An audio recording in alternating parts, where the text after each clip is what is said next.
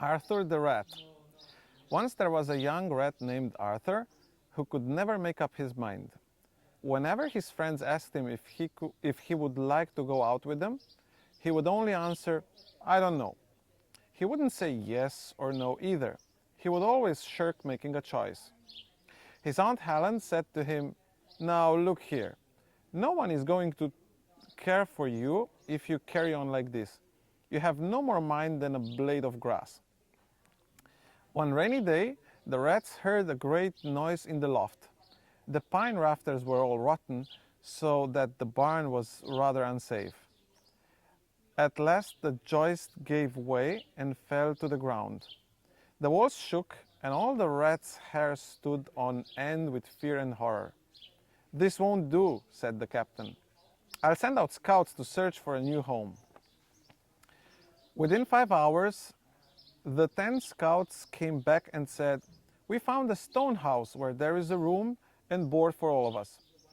There is a kindly horse named Nelly, a cow, a calf, and a garden with an elm tree."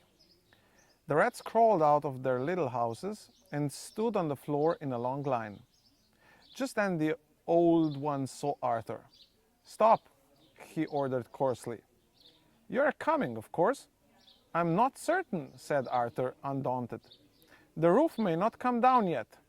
"Well," said the angry old rat, "we can't wait for you to join us. Right about face. March." Arthur stood and watched them hurry away. "I think I'll go tomorrow," he calmly said to himself, "but then again, I don't know. It's so nice and snug here." That night there was a big crash. In the morning some men, with some boys and girls, rode up and looked at the barn. One of them moved a board, and he saw a young rat, quite dead, half in and half out of his hole. Thus the shirker got his due. Kit. The quick little kitten thinks it a pretty big fish. Dress. Many of Jeff's best friends slept in mesh tents in pleasant weather. Trap. The harrowing black cat dashes at any man and lands on the plate carriage. Lot. The honest swan stops and acknowledges the fox dodging the bothered wasp. Strut. Mother loves butter that comes from the southern countryside. Foot. The butcher should put the pudding in the wooden nook to cook. Bath. Can't half the staff ask to transfer to the enchanted castle in France? Cloth. Lawrence often offers Ross a Florida orange and a horribly strong, frothy Boston coffee. Nurse. The early bird preferred the earthy worm,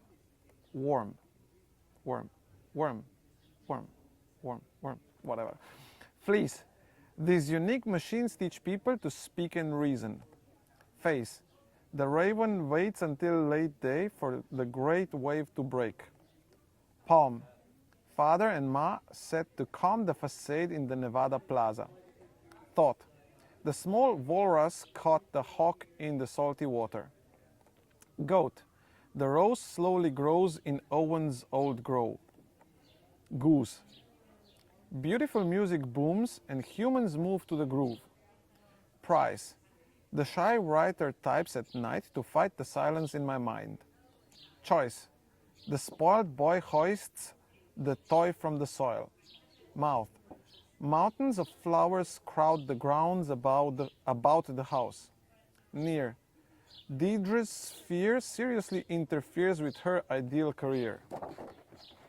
Square.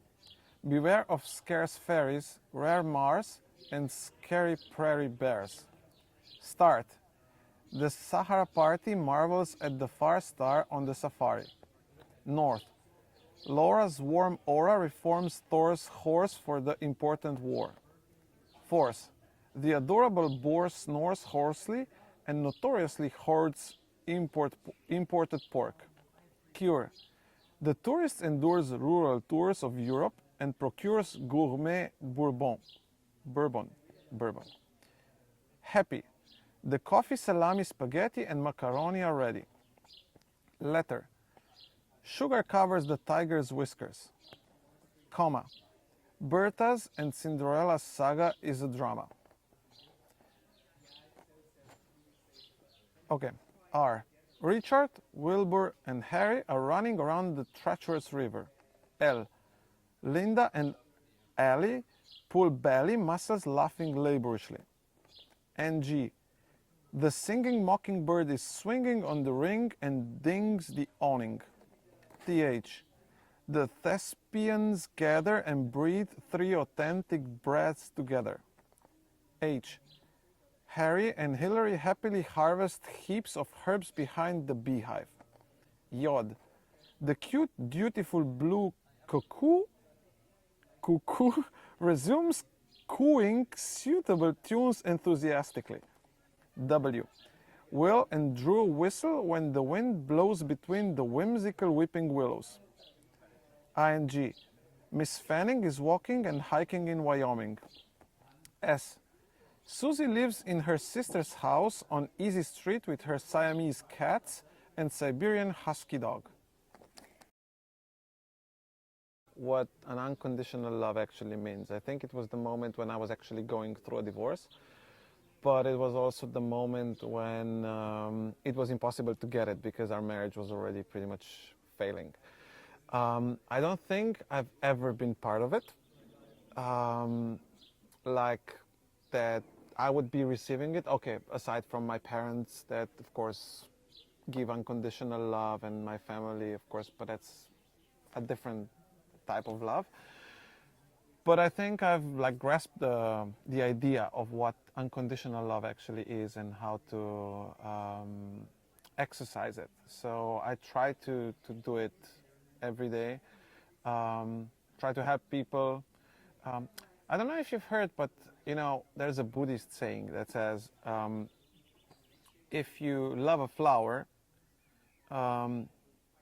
you will let it grow. But if you like it, you will like tear it apart, tear it away and take it with you. English, I started learning in primary school, and then ever since I spoke it.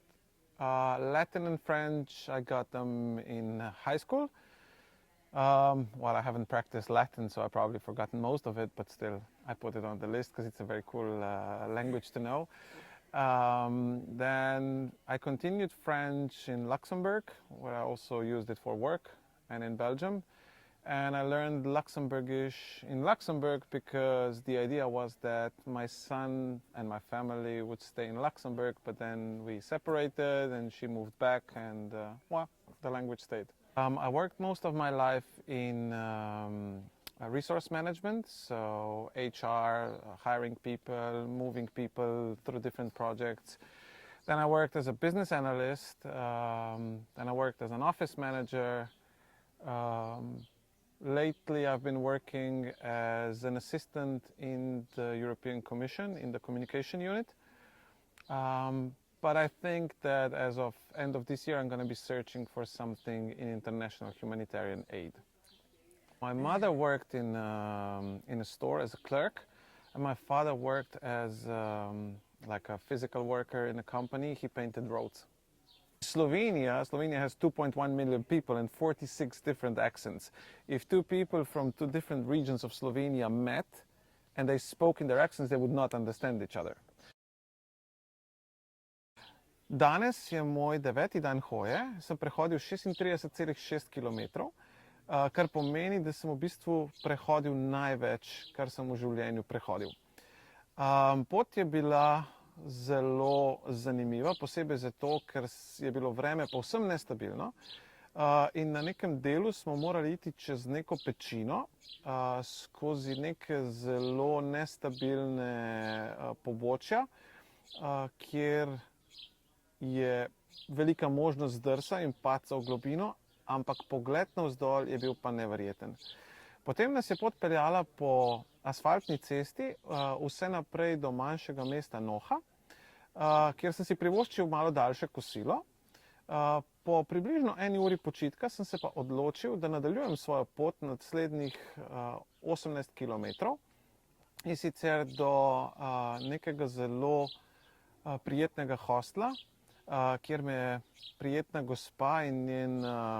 sta me prijetna gospa in njen kamerman povabila, da za nju opravim intervju.